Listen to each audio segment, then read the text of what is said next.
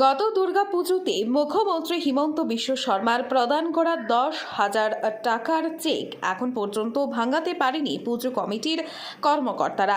এ নিয়ে পশ্চিম কাটিগড়ার বিশ্বম্ভরপুর গ্রামে বেশ কয়েকটি পুজো কমিটির কর্মকর্তারা যৌথ সাংবাদিক সম্মেলনে তাদের বক্তব্য তুলে ধরেন। তারা বলেন, গত দুর্গাপুজোর দিন কয়েক আগে তাদেরকে কালাইন কালীবাড়িতে ডেকে নিয়ে মুখ্যমন্ত্রীর দেওয়া 10,000 টাকার চেক দেওয়া হয়েছিল, কিন্তু ওই চেকগুলি কোনো ব্যাংকে গ্রহণ করেনি। তাই তারা এইসব চেক মুখ্যমন্ত্রীর কাছে ফেরত পাঠিয়ে দেবার সিদ্ধান্ত নিয়েছেন।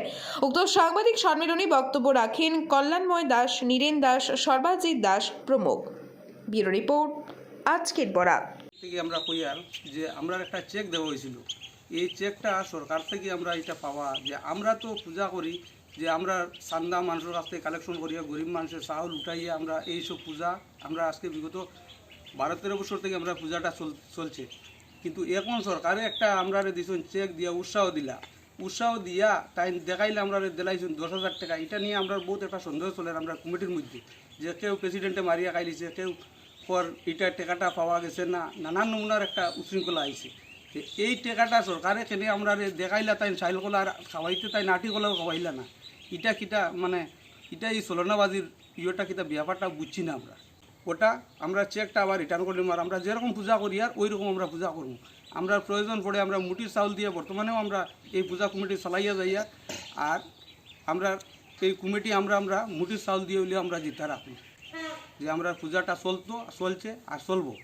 কিন্তু সরকারের এরকম যে চলনাবাজি চেক আমরা লাগতো না, চেকটা ঘুরাইয়া নেই গিয়া। বিগত দুর্গাপূজায় আসাম সরকারের মাননীয় মুখ্যমন্ত্রী মহোদয় আমাদেরকে একটি 10,000 টাকার একটি চেক প্রদান করিয়াছিলেন। ওই চেক নিয়ে ব্যাংকে যাওয়ার পর ব্যাংক ম্যানেজার বললেন যে রেজিস্ট্রেশন করতে হবে।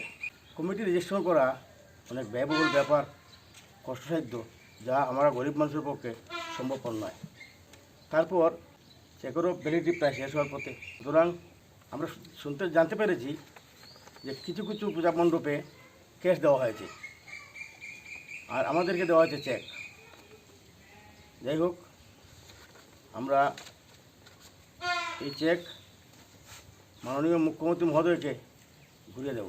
জালালপুর বাজার দুর্গাপূজা কমিটির পক্ষ থেকে আমি দু চারটি কথা বলার জন্য বাধ্য হয়েছি যে আমাদের এই বাজার দুর্গাপূজা কমিটিটা অনেক দিন পুরানোর পূজা। এই পূজাটি 70-80 বছর থেকে চলিতেছে। অনেক জায়গায় পূজা আরম্ভ হওয়ার আগে থেকেই আমাদের সর্বপ্রথম জালালপুর বাজারের পূজা। এই পূজাতে আমরা 3 বছর থেকে আমরা মহিলারা কমিটি করে এই পূজাটি চালিয়ে যাইতেছি।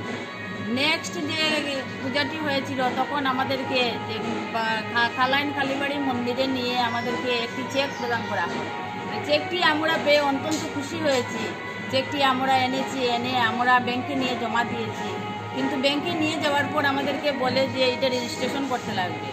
কমিটির তো কোনো রেজিস্ট্রেশন নাই, আমরা কোনো পূজারই তো কমিটির রেজিস্ট্রেশন নেই। তাহলে আমরা এই চেকটি নিয়ে অনেক বিভ্রান্ত হয়েছি। যাতে আমাদেরকে নেক্সটে যদি কোনো চেক দেওয়া হয়, চেক না দিয়ে আমাদেরকে যদি ক্যাশে টাকাটা দেওয়া হয় তাহলে আমরা অত্যন্ত খুশি হব। এটা আমার মুখ্যমন্ত্রীর কাছে আবেদন রইল। আপনারা দেখছেন আজকের Barak, a house of Adrija digital media.